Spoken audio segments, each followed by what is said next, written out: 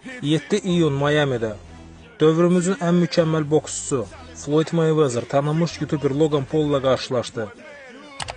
Döyüş ehtiyatlı başladı. Floyd 20 kilo daha yüngül idi və açıq döyüşə girmək fikri yox idi.